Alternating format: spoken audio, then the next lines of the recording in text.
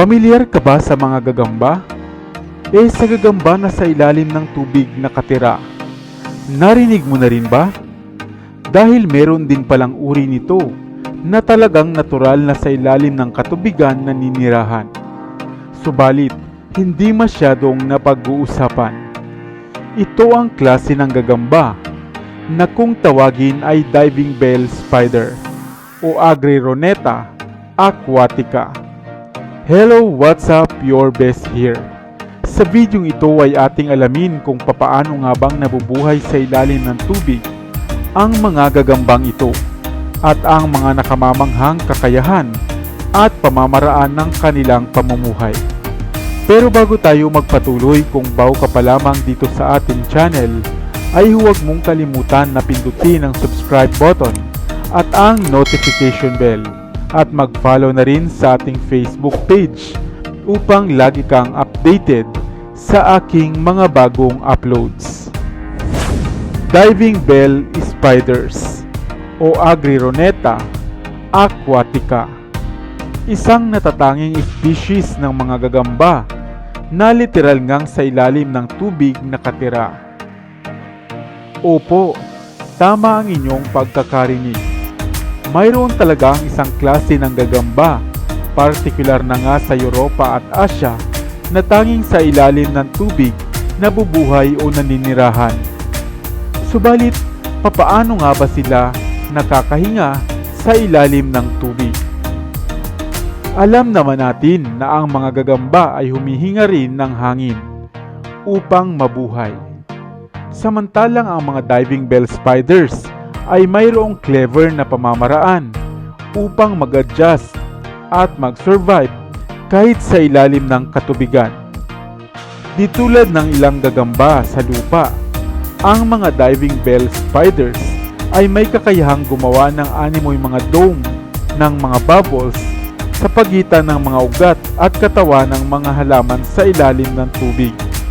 Kanila nga itong nilalagyan at pinupuno ng mga oxygen o hangin upang manatili silang nakakahinga kahit sa ilalim ng tubig, kahit pa nga sa loob ng 1.5 araw. Sa sandali naman na kukunti na lamang ang hangin sa kanilang tirahan, ay kaagad silang umaahon sa water surface upang kumuha ng oxygen o hangin. Sa tulong ng mga balahibo sa tiyan at sa paa, ay nagagawa nilang maitrap at madala sa ilalim ng tubig ang mga bubbles o oxygen upang muling punuin ng hangin ang kanilang mga tirahan. Hindi rin nila kinakailangang gumawa ng spider web upang manghuli ng mga insekto bilang pagkain, sapagkat may talento din sila sa panghuhuli ng mga maliliit na isda at ilang mga maliliit na aquatic na nilalang.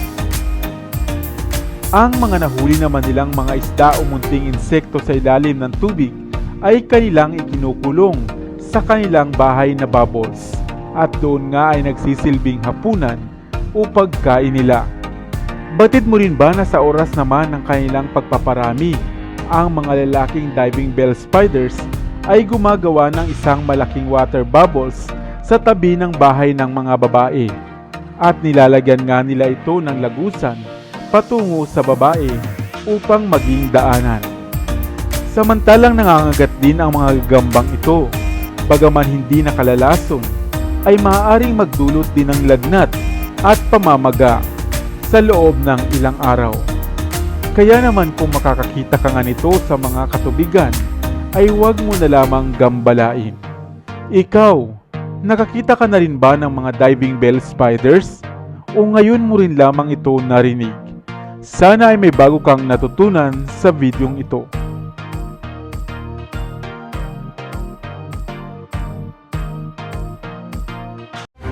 Madalas ka bang nakakakita ng gagamba? Sa kisame man, sa likod bahay, o maging sa mga bakanting espasyo? Sapagkat batin mo ba na may malalim din pala itong ibig sabihin na kaugnay ng ating pang-araw-araw na buhay?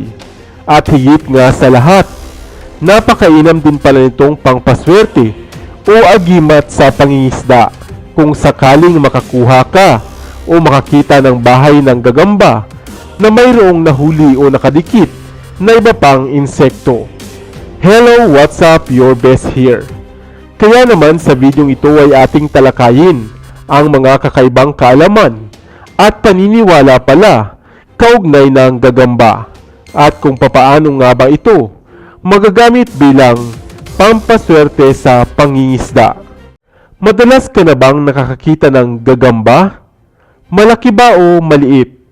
Sapagkat bata pa lamang tayo, ay batid na nga natin na kung sakaling malaki at malawak ang sapot nito, ay tiyak ding malaki ang gagambang nagmamay-ari nito. Ang mga gagamba rin ay bahagi na ng aliwan at laruan ng mga kabataan sa probinsya. Subalit batid mo ba na hindi lamang pala basta laruan o basta insektong hayop ang mga gagambang ito? Sapagkat mayroon din pala itong mga ipinahihiwatig at malalim na kahulugan at ugnayan sa ating mga paniniwala.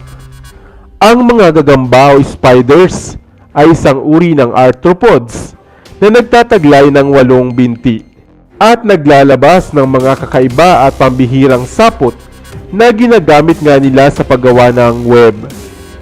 Pang-7 nga ang gagamba sa pinakamaraming klase ng mga arachnids na mayroon sa mundo. At sa kabuuan, ay mayroon ngang humigit sa 51,673 klase ng mga gagamba. Batid mo ba na ang mga gagamba ay tinuturing ding sagrado sa paniniwala ng mga Muslim? Ito ay sapagkat sa tulong raw ng sapot nito ay nakaligtas di umano si Muhammad mula sa mga Quraysh na humahabol sa kanila. Sa maraming kultura, ang gagamba nga ay tinuturing na simbolo ng pagiging malikhain, patience at kasipagan. At alam mo rin ba na sa oras pala na parati kang nakakakita ng gagamba o ng sapot nito, ito ay maaaring nagpapahiwatig na ikaw ay nasa yugto ng iyong buhay na kinakailangan mong maging pulido at himaying mabuti ang bawat pagpapasya o pag-isipan ito ng mabuti. At batid mo rin ba na sa ilang paniniwala pala ang mga nahuli o natrap na ibang insekto sa mga sapot ng gagamba ay maaari mong kunin sapagkat ito pala isang mainam ding pampaswerte upang hatak ng maraming huli sa pangingisda.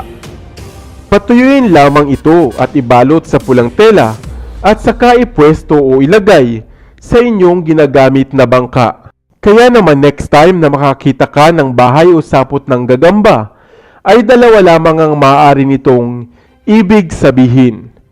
Una, simulan mo na ang paglilinis ng inyong bahay. O kaya naman, ay simulan mo nang magnilay-nilay sa iyong mga desisyon sa buhay. Sana ay may bago kang natutunan sa videong ito. Iwan ka naman ng comment sa comment section sa ibaba. I-like at i-share mo na rin para naman sa kaalaman ng iba.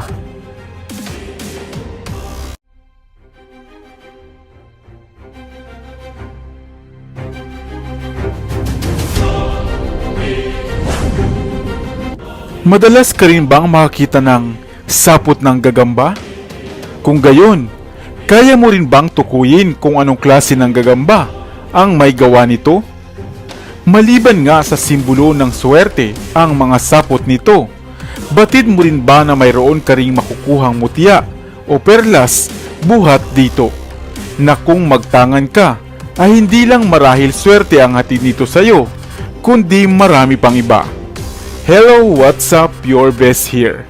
Ang mga gagamba na siyang eksperto nga sa paghahabi ng mga web o sapot na yari sa silk ang sadyang nakakabilib nga at kahanga-hanga. Mga mumunting insekto na minsan ay kinatatakutan pero madalas nga ay pinagkakaguluhan. Kinatatakutan nga ito dahil sa mayroong ilang mga uri nito ang makamandag at nakamamatay. Tulad na nga lamang ng Brazilian wandering spider na siyang naitalang pinaka-venomous na klase ng gagamba. At pinagkakaguluhan din naman, lalo na nga ng mga kabataan.